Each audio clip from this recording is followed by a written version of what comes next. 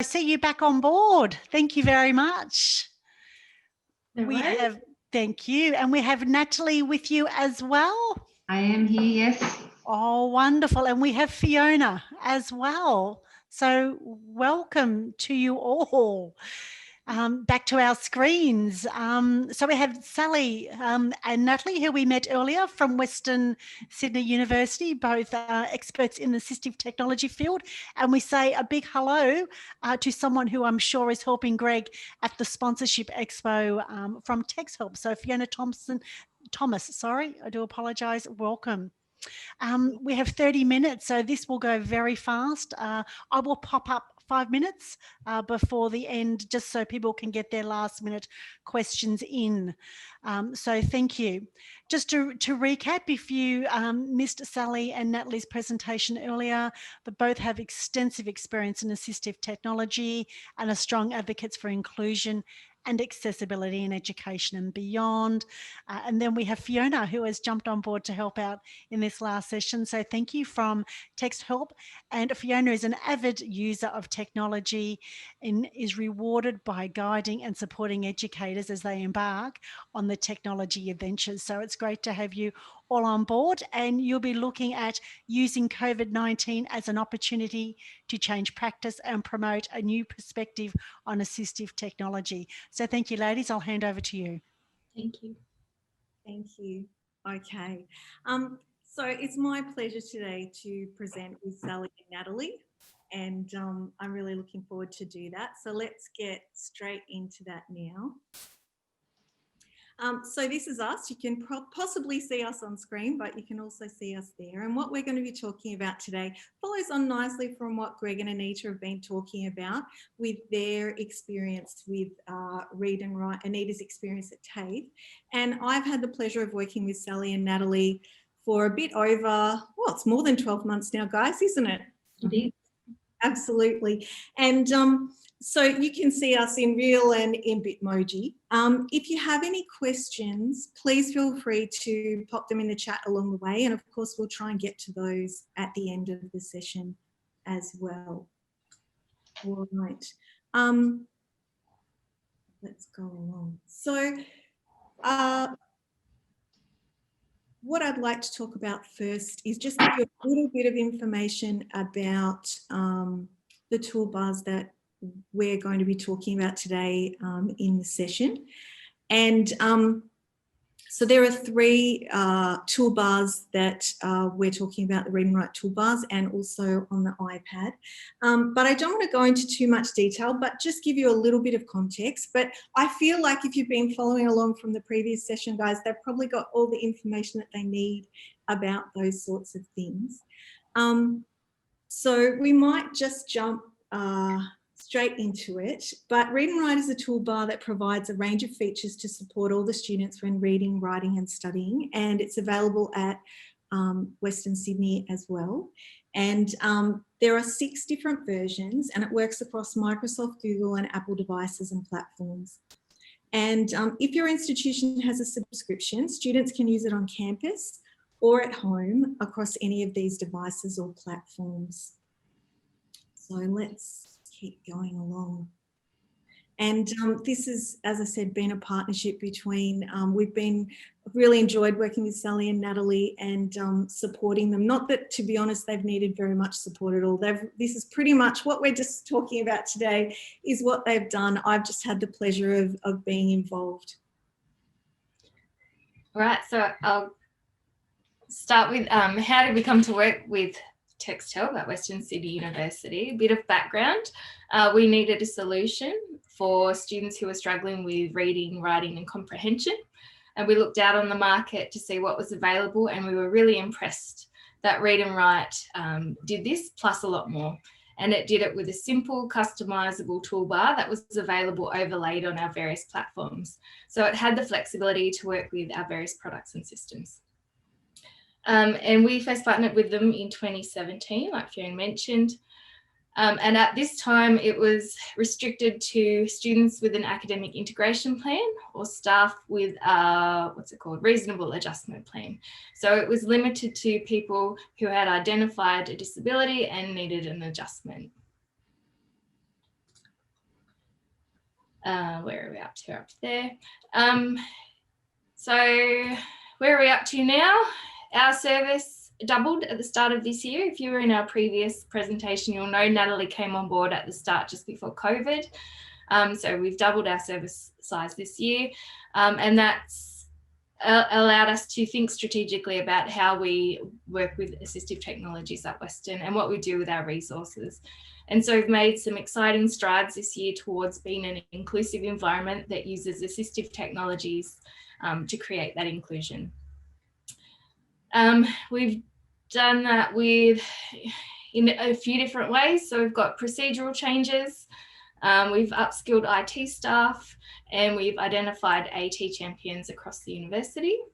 We've also created a new website, and we've been putting a huge amount of effort into promoting assistive technologies to all staff and students. At this time, we've been particularly focusing on read and write, which is why we wanted to present with Fiona today, providing flexibility, efficiency, and agency with ease. That's what we're going for. And we'll explore these benefits more soon. But this year, we also wanted to mention that we've been putting some effort into getting Sonus and Audio Note Taker into the hands of staff as well. And we have needed to take a bit of a softer approach with that one. But yeah, 2020 has been a huge year for us. I think it's been a huge year for everybody. Yeah, I think we've all been mentioning throughout the presentations this afternoon that COVID has thrown a lot of challenges at everyone, and it has created a lot of struggles in the simple things that we talked about, particularly even like leaving the house, doing groceries, let alone the study and the work side of things. So what happened with the work and the study from home was it was quite unexpected and unplanned for many. And what it meant was that they didn't have the resources and equipment immediately on hand, and even the quiet spaces that they had on campus before. And so what we found when we're talking with our students and with the various staff, that lots of people were struggling with motivation and feeling like their life was a bit out of control and they weren't unable to get that contained and managed. So every situation was unique in these discussions that we were having, but what we found there was the common thread. So people were juggling more in the one space, so they were doing longer days. Even though we were all working from home, we all kept working. We didn't just watch Netflix. So with this additional time on screen, there was the eye strain, headaches, and the additional stress meant that the time they were doing at work was actually less effective and less productive. And so the other thing that some people had was multiple users on single devices in family homes. So it meant that there was an inability to move forward with work when they wanted to, when they felt they were the most productive. Someone else would have been, using their system. So for us, it really highlighted that we needed flexibility for them to access their content and their work, to do their study and their work lives, and also a greater need for efficiency and effectiveness while they were doing those processes. So generally in these discussions, we found these weren't specific disability struggles, but was something that was seen across the board. So for example, our international students and students for whom English was a second language, they reported struggling to process the information they'd done before COVID because of the additional stresses that they were facing. So all of these challenges inspired us to quickly reframe how we thought about and promoted our tools so that we could support as many students and staff as possible. So to do this, we decided to have a bit of fun, which was something we're all in need of. Now, this is something, if you were already in our earlier sessions, you'll know that Sally and I created a series of short videos. Now, these were promoting our three main assistive technologies. Fiona, if you want to jump to the next slide, I think I've jumped ahead of you here. There we go. So we had the read and write video, which was designed to capture the interest and showcase the flexibility the toolbar can provide. So as you've seen before, we focused on some of the features of the toolbar to show how quick and simple it was to create flexibility in your day. So let's have another quick look at the video now. Okay. And I'll say over to Fiona. Are your eyes strained from too much screen time, reading through documents, manuals, research, and email? Are you stuck at your desk all day and not moving around enough? Then Read and Write is for you. Get someone else to do the reading for you. Choose the voice that you want to hear. Press play and close your eyes. for a bit. Or record all your essential readings into an audio file and plan your day so you can listen to them while you go for a walk or hit that treadmill. Be more flexible. With Text Help, read and write. That brings a smile to my face, Sally, every time I see it. I get embarrassed every time I see it. Sorry, but I just think it's so good because it doesn't matter what, you know, who you are as a person, whether it's a teacher or a student, it's just kind of like there's something in there for you, isn't there? There is, definitely. And I think you've got to have a bit of fun sometimes. Sometimes when you do put yourself out there, it's actually better. I'm glad you said that, since we tend to do that a little. I think we might do that a little too much sometimes. All right. So I guess what made you guys, you know, like I said, I love watching that, and it was such a good idea, and the teamwork and all of those sorts of things. So how did people get access to it? What was the process? All right, so before it was a bit simpler, but this year with all our changes, there are so many different ways that you can access AT at Western. So we've got the traditional method, which would be a student sees disability services and they get a referral on for assistive technology. So we'll have a consultation with them, do an individual support session and get them started that way. But now that we've got our website, students can choose to not have individual training with us, and they can do our online training and do self-paced guided online training that way. So we've got quite a few students who take up that. And also we take students that don't have referrals as well. So we have, like we said, assistive technology champions around the university. We've got subject matter experts on our IT service desk. They've all been trained up in the assistive technologies available and essentially kind of what main benefits they can have to students. And if they come across a student who might need help in any of those areas, they send them to our website, shoot us an email, or open up a ticket in our IT ticket system, and then they get in contact with us that way. And so they can actually just fill in a form and start downloading and accessing the technology straight through the website, whether they want to talk to us, Natalie and I, or not. Mm-hmm. So lots of different ways to get access and support. And if you're like me, a text helper who's studying at Western Sydney Uni at the moment, and you know that it's available for you, you can actually just download it and start using it, can't you? Yeah. Which is what I've been doing for the last couple of months. It's been very handy. So did we get through all of your bit then, Sally? Yeah, so all good. All right, so we'll keep going along. So what we wanted to do was, I guess we had a bit of a chat, didn't we, guys? Like, how could we really kind of showcase in some way? Because it's one thing to talk about what you were able to do. And he came up with this really innovative way of doing it. But how do we then show people the sorts of things that, that we were talking about? So that's what we want to do for the second half of this presentation. Excellent. Well, we're going to kickstart with my favourite because it's so straightforward. And this is one of the first technologies I learned when I came into the team. So why I like this one is it's Play, so that's pretty universal, and it's a quick, easy solution to make reading easier. So it's just one simple step providing instant results.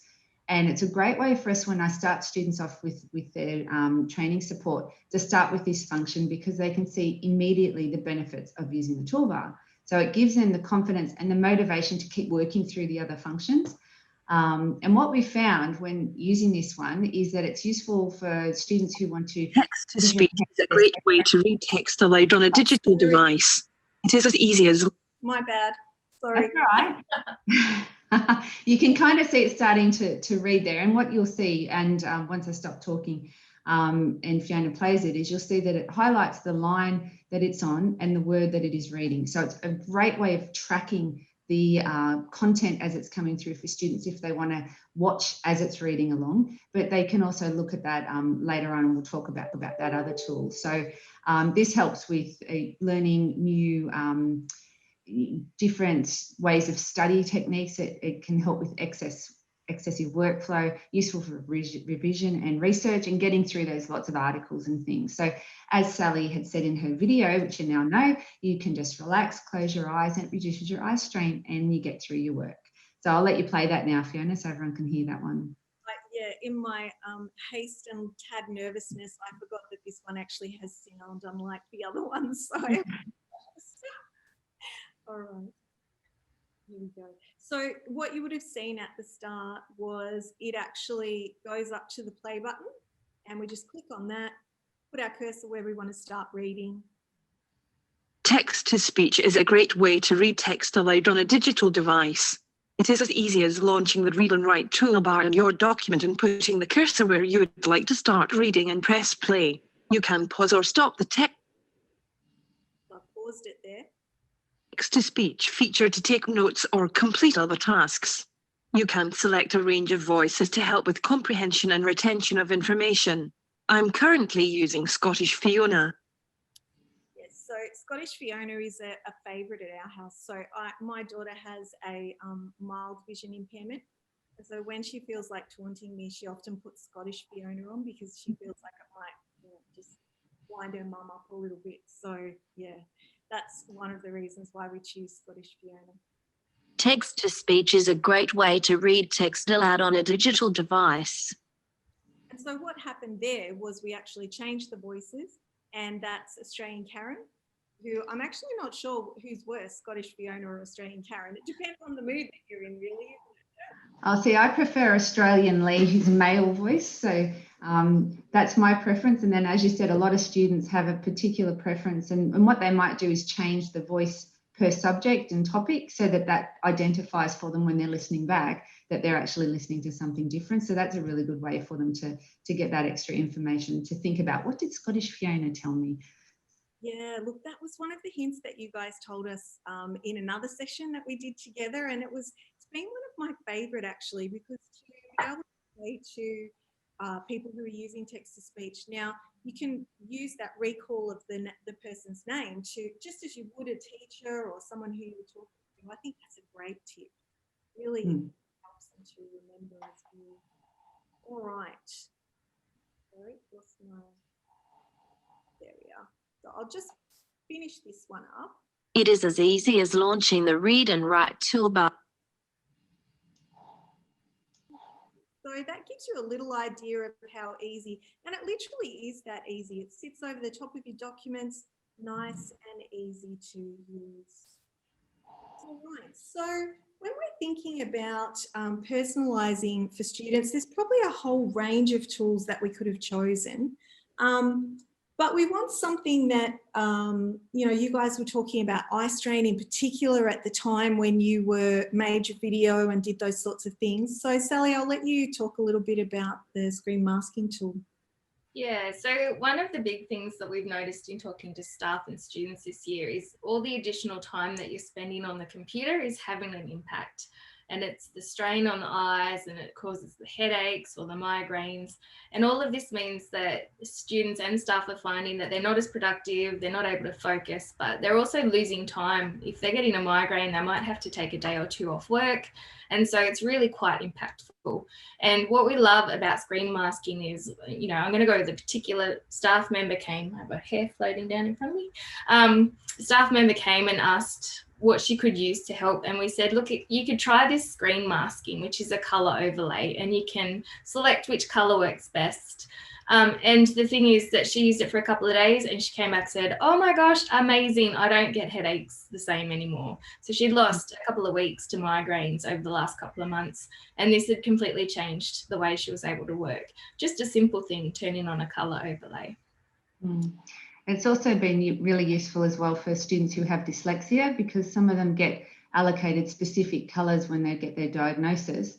And that particular colour they can match because you can personalise the colours that are appearing in the overlay, and they can match that colour that they've been given. So I have one student who had a very dark green, and she was able to apply that over the screen, and that helped and assisted her with her reading. So that's really good. You can see in the demonstration on there the cursor lines and things like that. So it's even if you're not a touch typer, and once again, I put my hand up at being a terrible typist, And if you put your head up and down, you sometimes lose where you are on the page. So that really helps tracking, and it helps students when they're doing multiple things, just to keep an eye on where they are. So it's another good way of just making that little bit of flexibility, the personalization, to make you be on track with your work. So you're not wasting these little bits of seconds here and there that will add up when you're trying to do serious study and revision. Absolutely, yeah. I keep losing my listen. Got too many bits going on. All right. And so the third thing we were thinking about, so we've looked at how they can personalize their device, how ease of use. We were thinking about the flexibility because we know that particularly students will want to jump in and out of all sorts of different, whether it's a web page or a PDF or back into a Google Doc or a Word doc, depending on what their preference is. So we chose the Audio Maker to show some flexibility, Sally. Oh, sorry, Maddie. Yeah. I was going to say, I'm going to jump into this one because Sally was actually the star of flexibility. So I feel like she should be the gymnast. But when you go back to that video again of Sally showing her moving away from the computer, putting on the headphones, this is the flexibility that we've liked. So particularly in lockdown, it helped people get outside so they could go to the garden. If they wanted to go for a walk, they could download their articles into an audio file. We encourage them to use the OneDrive that the uni provides so they can access that anywhere they want. What it also helped with was being able to share the potentially one device that the whole family was using. So they could go in, download all their articles, turn them into an audio file and move away from the computer so the next family member could come along and do what they needed to do. So that ability was great. And you can adjust the reading voice, as we heard, so the speech voice, the reading pace, you can adjust all of that to suit yourself. So this one really works really well in terms of adding that extra flexibility. Yeah, and the one that they can see on their screen at the moment is the Audio Maker in the Windows toolbar, which gives you even a bit more flexibility. You can add text in there. You can look at how the audio is previewed. And it's quite a decent amount of text you can actually capture. And it's really quick. You can see just from that demonstration Fiona's just done that it is so straightforward. I'd had a student who was doing this very convoluted process to and she was using YouTube and pulling captions down and trying to turn that into something else. And then I just showed her how to play and then create the audio file. And that was just, for her, it was one of those kind of life-changing moments for that day anyway, that it was so quick for her. So that's the other benefit, is that it's not, you can't break it. It's just quite straightforward and you can just follow along. It's quite intuitive. It helps you each step to tell you what's going to happen next.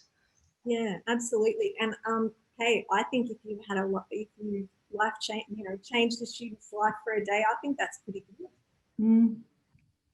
I think that's great. All right.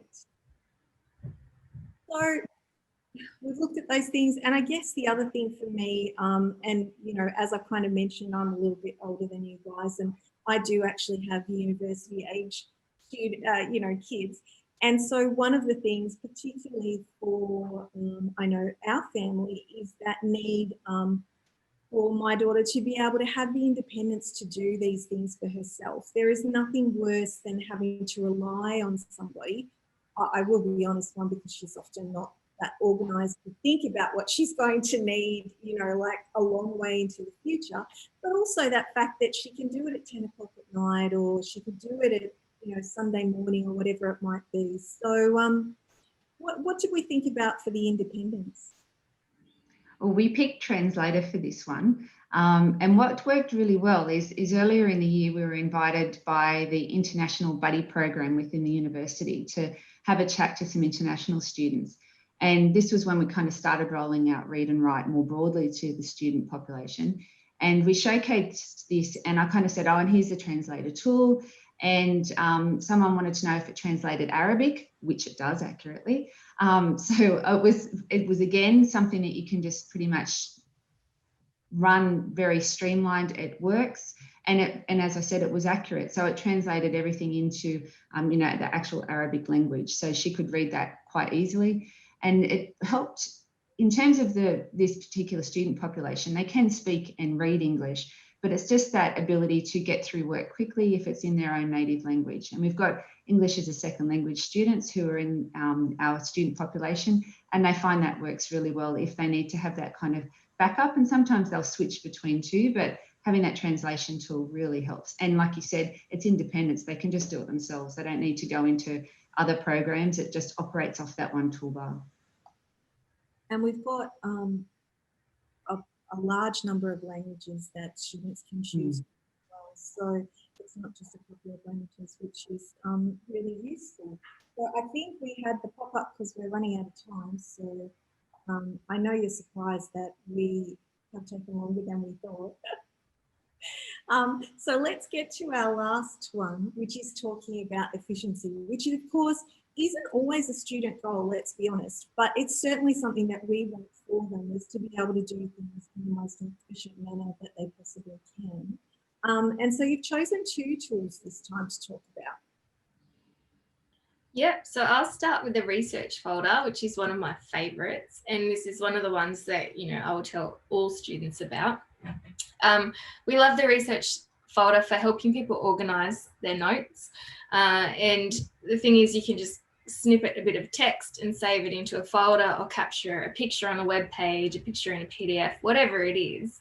You can quickly grab that and sort that into a folder, and then you don't lose it.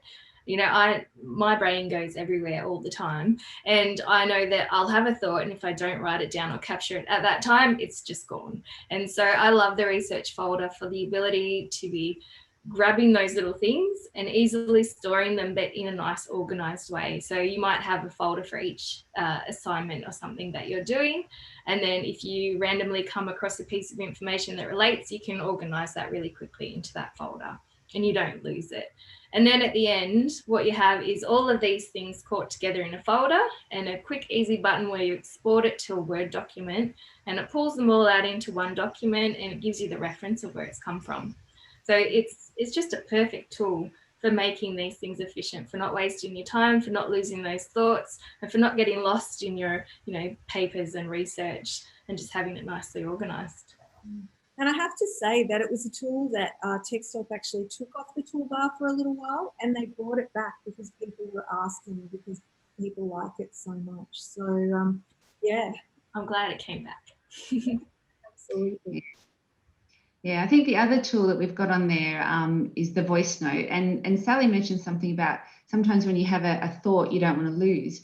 Voice notes are very good because you can actually just tap onto your document and record your own voice speaking into that part. So if you're providing feedback on a document, it's great for group work when you're trying to add in little notes for the other people in the group as to improvements or enhancements. And it's good because it picks up your tone. So it records your voice. So how you provide feedback, there's different ways, and some people can get a tone in an email that's not quite nice. At least if you're giving feedback, you can pick your voice to how you want to say it, and you can say just if you might want to tweak this or that. So it is quite good in being able to capture the quick thoughts and popping them in, and gives people a different variation in getting that feedback. It's not just all written. Yeah, absolutely. And I think too, even almost as an editing tool or a way to, remind yourself that I've been writing a lot of essays lately, and, remind yourself to go back and I need to finish that bit off, or I need to add some more information or something like that as well. Yeah, absolutely. Okay. Well, that kind of covers all the tools that we were going to. Sorry. Lost my cursor again. Thank you so much, guys, for sharing. I know it's just a tiny bit of your knowledge, but really appreciate you being able to come on board and tell us what you've been doing. There's our contact information there. So atspecialist@westernsydney.edu.au. That gets both of you. I love that email address. So, that's a good one. And you can contact me at f.thomas@texthelp.com. And of course, we, as Debbie said earlier, we have our little virtual group, which is kind of, like it's a new thing for all of us here. But if you want more information about Read and Write, you can go there too. And there are links to the slide decks. So there's a Hyperdoc link, which will give you all sorts of bits and bobs. And the lovely resources that Sally and Natalie made as part of that AT, what would you call them, guys? Like you were kind of, it was a goodie bag, wasn't it? Yeah, we did that. Yeah. Bag. So you've got all sorts of bits and bobs there for you to click on and have a look at. So thank you both. Thank you, Fiona. Thank you all for that great presentation. And I'm sure we will see you in your exhibition space there too, Fiona, just to go through. That was very comprehensive. You've done very well in a short period of time to show us that. And I agree, I would also like Natalie and Sally on speed dial as well with your knowledge there. That's just fantastic. But we need to be a little bit careful. Sally, I think you might be able to get a bit of a side gig with your acting ability. I think that was brilliant. Only Sally, with us, okay? I think it's really good that, you know, assistive technology can really normalise, you know, getting in there and doing your study, but also then moving that on into the workplace as well. I just think it's just brilliant. And I like the part that you're really engaging the teachers as well. They see the students a lot of the time, so they can really see who might be beneficial. And if they can see it and touch it and feel it, they're more inclined to actually, you know, refer people onto you for your wonderful service and your insights. So that's really good.